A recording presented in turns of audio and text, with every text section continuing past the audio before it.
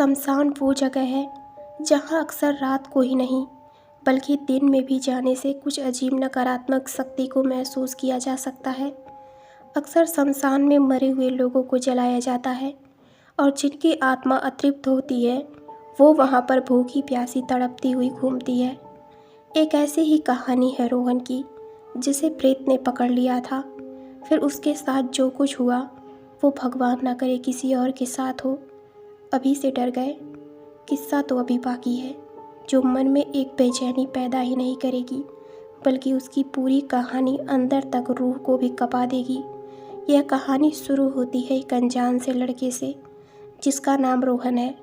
वो बचपन से ही काफ़ी जिज्ञासु था, हमेशा आगे की सोचता था, पर एक दिन उसने अपने मौत के बारे में सोचने की भूल कर दी।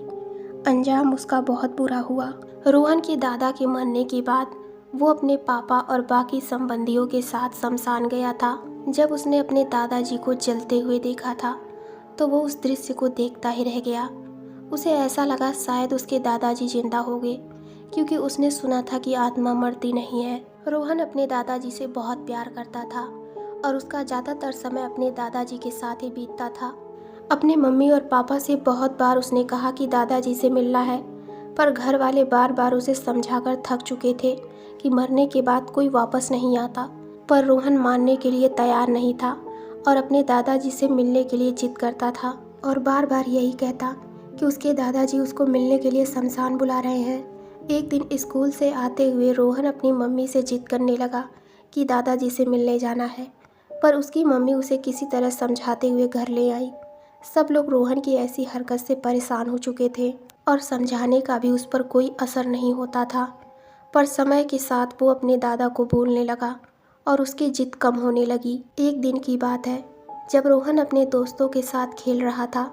उस दिन उसे अचानक वही बात याद आ गई। अपने दादा को याद करते हुए उसने सोचा, क्यों ना शमशान वाले रास्ते पर चला जाए। रात के करीब 8 बज रहे थे। वो अकेले ही अंधेरे वाले उस रास्ते की तरफ चला गया जहाँ का रास्ता शमशान की तरफ जाता था। रास्ता इतना सन्नाटों से भरा हुआ था कि कोई दूर दूर तक नजर नहीं आ रहा था। रोहन को अपने दादा से मिलने की तलब थी और वो उस अंधेरे रास्तों से होता हुआ शमशान के पास पहुंच गया। बड़ा सा लोहे के दरवाजे को अपने हाथों से खोलता हुआ रोहन अंदर चला गया और फिर उस जगह पर खड़ा हो गया जहां पर उसके दादा को जलाया गया था। वहां पर किसी दूसरे की चिता जल रही थी। उसके सामने खड़ा होकर रोहन रोने लगा और बार बार बोलता था कि दादा आ जाओ, मेरे दादा मुझे क्यों छोड़कर चले गए, आओ छुपन छुपाई वाला खेल खेलेंगे। बार बार रोते हुए उसके ऐसे करने से उसे ऐसा महसूस हुआ कि पीछे एक घर की तरह बने हुए जगह से आवाज़ देकर कोई पुकार रहा है।